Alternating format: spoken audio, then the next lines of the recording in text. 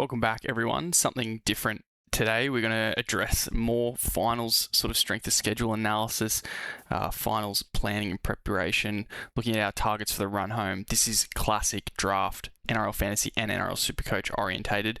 Basically, if there's a weakness and someone in form, it doesn't matter which format that applies to. So in terms of draft, these are trade targets, keeping your eyes close on waivers for some of the marginal guys. I haven't gone too marginal. And then for classics, fantasies, or the salary cap based games, these are pod options or whether to hold a guy based on his run. So this is going to be pretty much live off the dome. I haven't done any prep. I've just picked the names I want to talk about for various reasons. Over here on the little tier list builder, I wanted to do like it's kind of a different style for this. Just to mix it up, because obviously I can show you like graphs, pictures, names, teams, like whatever. But this will be a fun way because I'm just going to get like put myself on the spot and I talk about each of these guys. And I'll talk about maybe if it's a different scenario for a different format, I'll be really clear on that. But let's just jump right in. So it's a nice quick video. Starting with Dylan Edwards. What do we do with Dylan Edwards in terms of classic? And he's definitely a little bit more NRL fantasy orientated because the base he gets through is rewarded there just that little bit more than in Supercoach, where you need more scoring.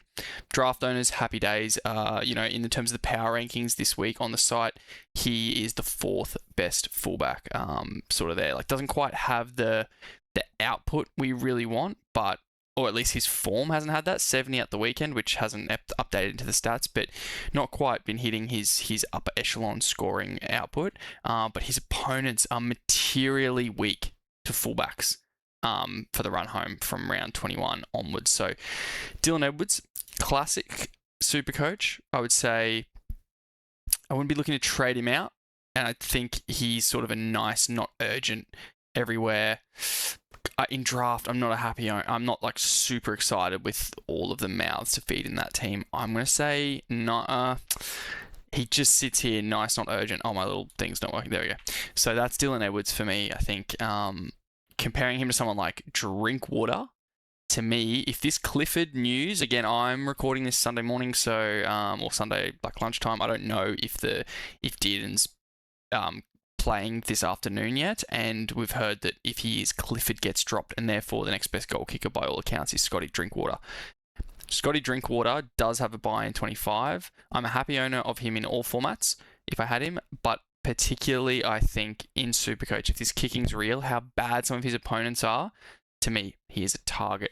He's not quite a must because he does have a buy, but in most formats he's a target. NRL Fantasy, a little bit less than a target, probably a happy owner. I'd just be rolling him out there.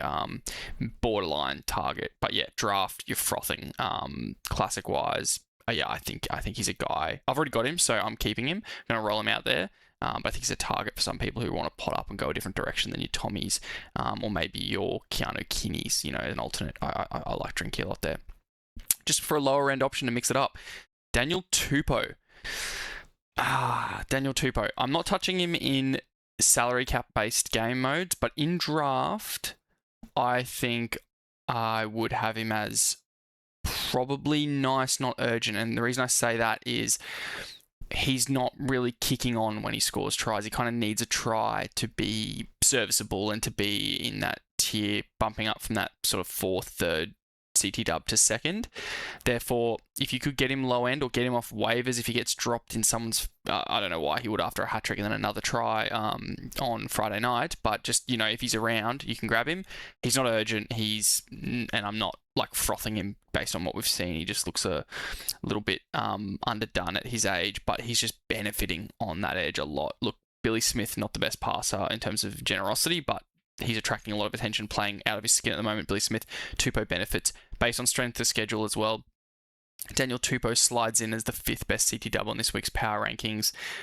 The opponents conceding, he is number 1 at the moment, or at least in the top few.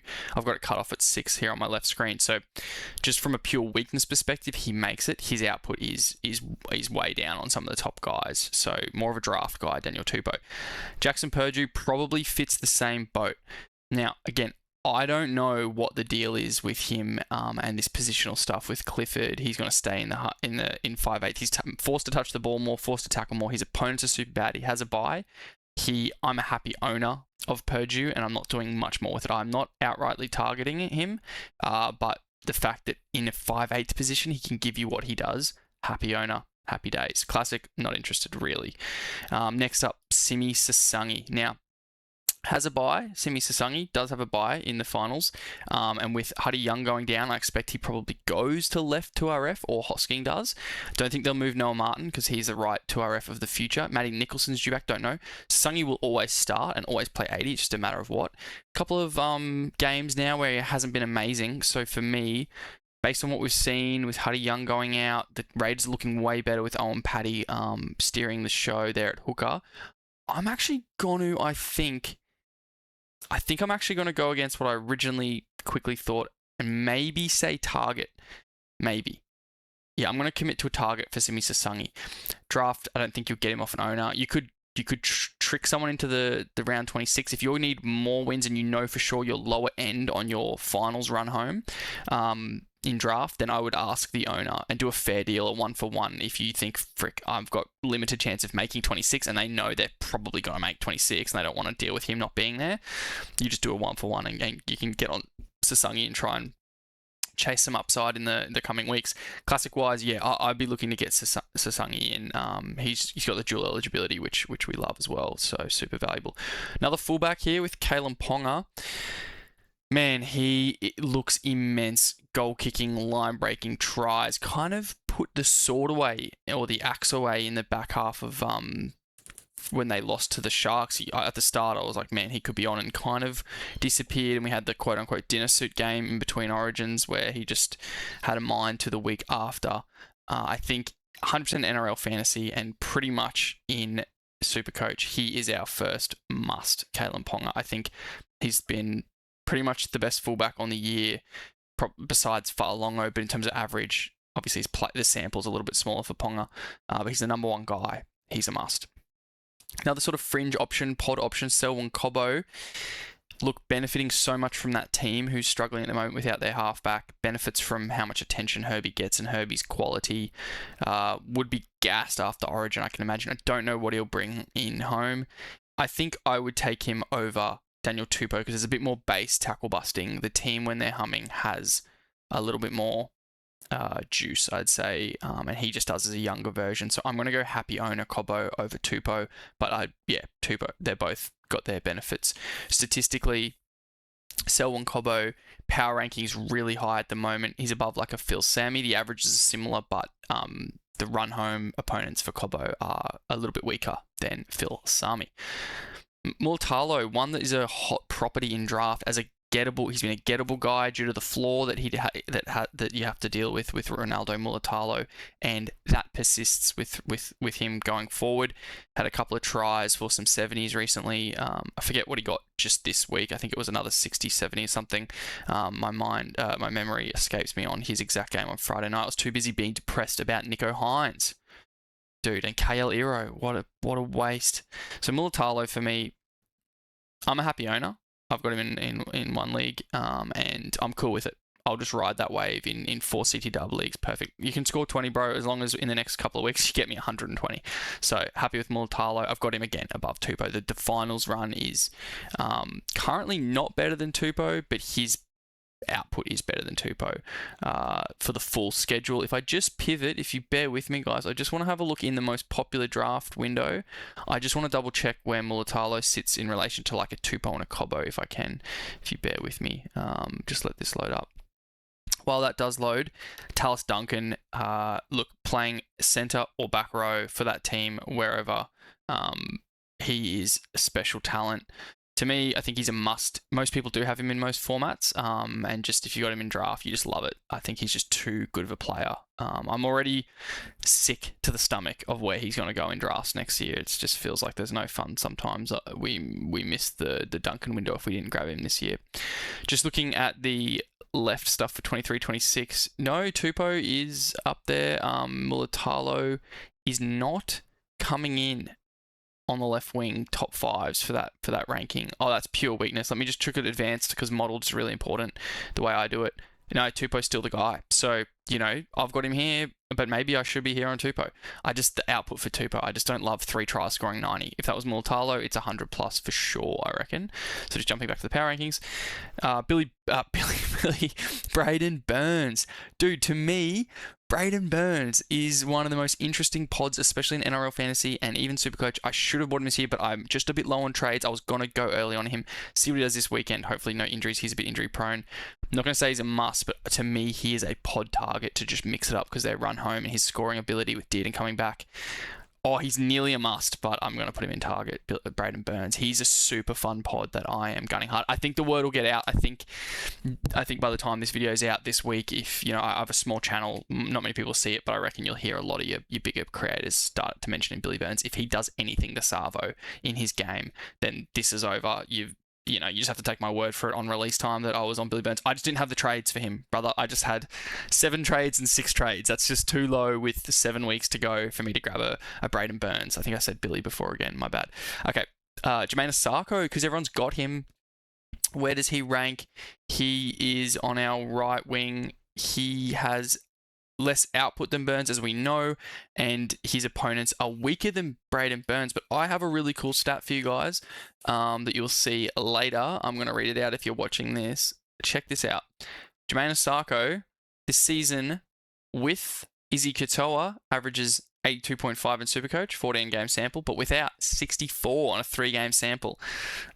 Pretty rough going. Isaako apparently Katoa not healing as much as he should be. I think with Isaako's recent dip in form, the money I think is dropping out of him. I think you can just hold him. If Isaako gets you to Burns, I love that. He's not a target with the injury, but the opportunity is great. But I'm a happy owner. I will roll with Isaako there. Okay, Brian To'o as a bit of a pod option. Where does he populate? He populates 4th, so 1 below Jamayne Isaako in the power rankings. 69 average. So significantly less than some of the guys we've mentioned above him. Opportunity weakness is even a full point less than Jamayne Isaako, but he came out and hit a ton on Thursday night with was it Thursday? Yeah, Broncos Panthers game. Brian To'o in draft, probably that window's closed. In Classic as a pod. I'm going to say nice, not urgent. I was actually going to go target, and I really think about it and just where everyone's at with the CT dubs and trades, I don't think you burn one on To'o because the quiet games have been a bit too recurrent there. Another low-end CT dub option I want to talk about is Sione Katoa. You can't get him because he's been performing so well. Look, a lot of good performances, but I just think the right edge shape with Will Kennedy's is a bit better than that left edge that relies on Trindle. The left edge is amazing when Hines goes there, but for whatever reason, he doesn't go there enough for my liking. I'd be doing that every freaking third play. Hines go like right, one tackle again down the right if nothing eventuates, and then swing left, and then one more, and then swing right, and I'd just be farming that, milking it. I don't know, like if anyone agrees, but to me it looks so amazing when Hines is swinging both sides, and you're letting Trindle play 2 passes on the left or 3 and make decisions on the left, and then let Hines and Kennedy on the right. Looks so good.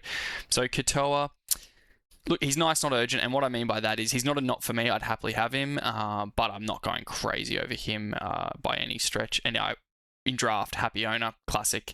He's a Classic and stuff. He's a not for me, but he's honestly a bit of a maybe a pot option to a degree if you're really desperate, or if you manage to just get him in it, just keep rolling him out there. Mark is interesting.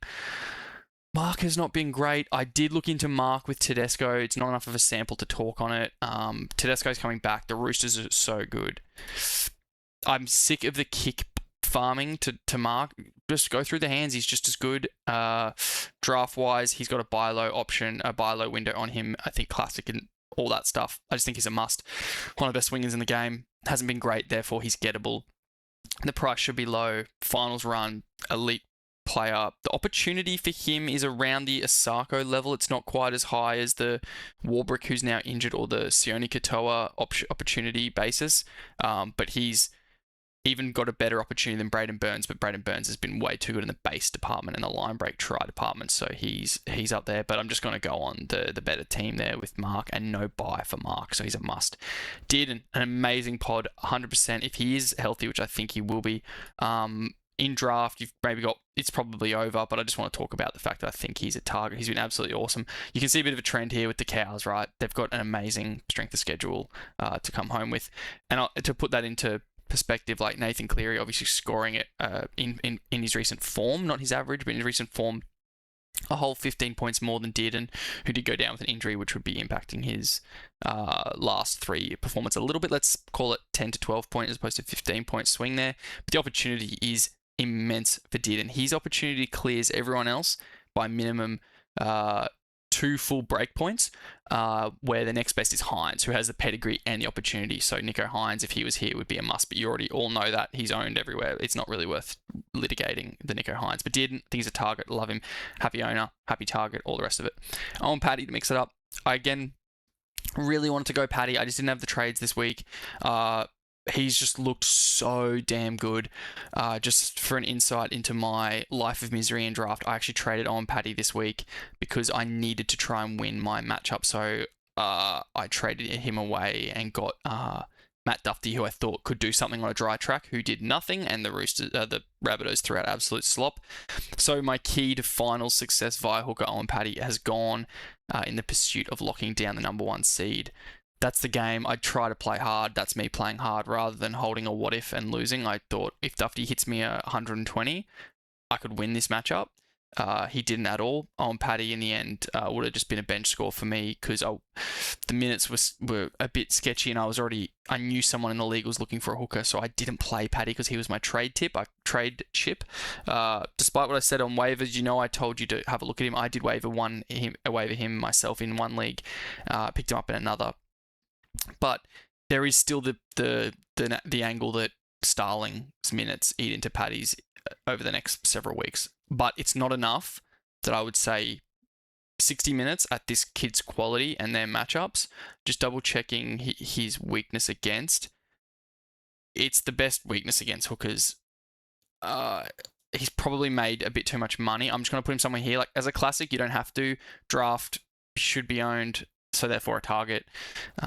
If you were like really low on your current hooker and you like just wanted to take an absolute upside punt, you could do like a Jeremy Marshall King to a Paddy. But I want to be really clear, Jeremy Marshall King's the number 1 power ranked hooker at the moment, according to my modeling. So just want to be clear that that's not the world's best trade. I'm just trying to give you an option. Maybe if the Paddy owner feels like they've hit the jackpot and doesn't trust it, you could do a Pasco, give your Pasco to Paddy. That would be a very ballsy move that could get you some immediate wins. Isaiah Papali'i, in draft, you're a happy owner. You're not going to muck around there. I'm in a tough spot where now my front rows are Terrell May and Payne Haas. Papali'i is battling out with some really good back rowers for me, like Hamish Stewart, who went 100 plus for the first time last night, and Noah Martin, who scored back-to-back line break tries. What Papali'i's throwing out there, it's hard to start over the guys like that, but he is absolutely, based on the weaknesses here, at left 2RF, he is the number 1 weakness in the power rankings here, and a very strong average of 75, which is below your Hamish Stewart's, around that Huddy Young spot. And Huddy Young's average is impacted by recent minutes and stuff. But Isaiah Papali'i, you're just a happy owner. I'm not going to say you need to go out and get him, but you could. I wouldn't really recommend that. Noah Martin, I think, is in this spot here. He does have the bye, so look at the Raiders, but he's been playing good from a classic and fantasy perspective, depending on his price. I think you can target him, draft, low-end trade deal. You can sell the round 26 again. Same deal with these Raiders. It's if you aren't making, like if you you're having to fight harder at the start of the final schedule, then they're good targets, and you're buying the risk of owning that 26 buy, and you're selling the security by giving someone back to the trade partner that they get off that 26 risk. I like what I'm seeing from Noah Martin there, and he's got the full trust now with Huddy Young going down. Unfortunately, I believe that's even more secure. There's a 10% chance he gets his 20 minutes at the back end of the season eaten away by like a Nicholson. I can't imagine Ricky mucks around, does that. They've won 2 good games now with Martin back, so there's something there. Halem Lukey, another one that is owned in a range of places. He's an interesting name. I think on this, if we just look at his data, he was at really high up in the rankings. He's dropped a little bit. I'm just seeing where in like 23, 26 he populates. my data set. So he's third on the right to RF targets beneath a Hamole and a Hosking, who's kind of moved into the lock position now. So that's why I kind of spoke about Martin on the right to RF, because he's inherited that amazing run that Hosking had. Lukey, number 3. Yeah, look, if an owner's on it, he does have the buy. A lot of these guys, the Cows and the Raiders, have that buy that you're navigating, which gives you a doorway to get them, which is why I want to speak about it. I think it's really easy to sit here and go, oh, you've got to buy, Hamole Olakawatu. It's like, yeah, dude, everyone's probably got him in Classic. The schedule's amazing, the performance amazing, but in draft, you're just not going to get him. Whereas you can get these Cowboys and these Raiders because they do have a buy you can use as a leverage point. I wanted to talk about Ryan Couchman. He has a good run. He is top of the pops as a lock in terms of the power rankings. His opportunity is second only to his counterpart down here, Erin Clark. Ryan Couchman, I'm just a happy owner. I'm not going nuts. The minutes fluctuate, but his performances are amazing. I'm just happy. There's not tons of try scoring upside. I'm a happy owner. Erin Clark. Yeah, the minutes are weird. The scores are fluctuating. Again, I'm just going to probably just on those minutes now. I'm just going to go nice, not urgent. There is no one that's not for me. That is really unfortunate. I didn't think that would be the case. If I did have to like get really aggressive, I could probably drop like Katoa or Tupou down there. I could drop some of these maybe like an Owen Paddy if I just the risk appetite. So if you had less trades, you could go down here and put him in there. But I'm just trying to have fun with it and keep it here. The sub ranks within the tiers, I can do it for you if you really want to see it. Something like this. Happy owner. I think if I owned all these guys, I'd be the most happy probably with Isaako. In draft, in Classic, I'm frustrated, but that's fine. Probably IPAP. Lukey's got a bit more upside with Dearden coming back. IPAP over Couchman from just a try scoring perspective. Edwards is cool. Yeah, I think something like that. Actually, Purdue. This is a 5/8 debate, the Purdue piece. Tupou, To'o, definitely Clark's the best down there. Probably To'o, something like that. Yeah. So yeah, if you enjoyed this video, if you enjoy anything, like the video, please. I really appreciate it. This week we'll be back on our regular stuff. I need to cram in all these finals videos before it's too late, so hopefully this helped you out. Happy pod hunting. Hopefully there's a few names in here that got you thinking. When my power rankings update, I might do another one of these later in the week. If you want that, comment below. Please let me know, because yeah, if I don't know if you want it, then you might watch it and enjoy. If I don't get likes or comments, there's not a lot I can kind of do. I'm kind of guessing. So yeah, please reach out if you enjoy it. Yeah, happy pod hunting. I hope you got up this weekend. It is still not too late to make moves in all of your formats. So enjoy the process and play hard. See ya.